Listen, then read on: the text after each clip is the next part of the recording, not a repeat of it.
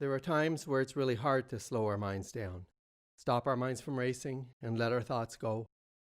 And this is more likely to happen the longer our thoughts have been going on without us being mindful of them, or if our thoughts are associated with a particularly strong emotion.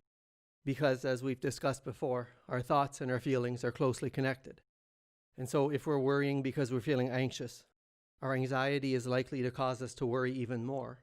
And then this increased worrying feeds back into our anxiety and makes us even more anxious.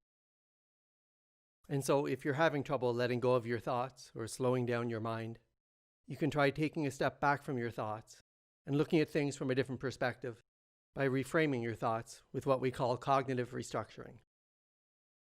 And then if you're able to see things from a different perspective and change the way you're thinking, because our thoughts and our feelings are so closely connected, you'll usually notice a corresponding change in your mood. And so here are some questions you can ask yourself to help give yourself a different perspective and change the way you're thinking, and in turn, change the way you feel. The first set of questions are based on, how do I know my thought is true? What is the evidence or proof that my thought is true? Is there any evidence that disproves my thought? And what's the evidence that this thought may not be true or not completely true? Are there any facts I'm ignoring or have overlooked? Are there any small things that contradict my thought that I may be discounting as unimportant? Am I using any words or phrases that are extreme or exaggerated, such as should, must, always, never?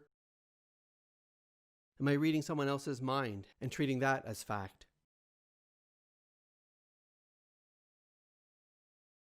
And the next set of questions are based on, are there any other possible explanations? Can I see any other way of viewing this? If my friend was having this thought, what would I tell them? And if they knew I was having this thought, what would they say to me? When I'm not feeling this way, do I look at this situation any differently? 5 years from now, if I look back on this situation, might I look at it any differently? Am I blaming myself for something over which I don't have complete control? Have I had any experiences that show that this thought isn't true all of the time? Are there any strengths in me that I'm ignoring? Are there any positives to the situation that I'm ignoring? And finally, a group of questions around the theme, what can I do to help me deal with this situation? What have I learned from previous experiences that could help me now? When I felt this way in the past, what did I think about that helped me feel better? What's the worst that could happen? What's the most likely thing that could happen? And if the worst did happen, what could I do to help me cope with it? And once you've looked at your thoughts and asked yourself some of these questions, you'll probably come up with an alternative view that helps balance out your negative thought and leads to a new way of thinking that's kinder to yourself and more helpful to you, and can improve your mood and make it easier to calm your mind and let your thoughts go. And the more often you do this, the more you start to train your mind to think differently in the first place.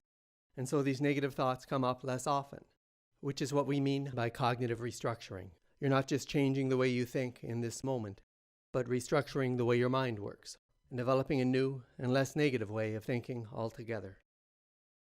And please hit the like button and subscribe to my channel for more videos like this, and to check out my online mindfulness-based cognitive therapy and stress reduction course, where these videos come from, for free. You'll find a link in the description.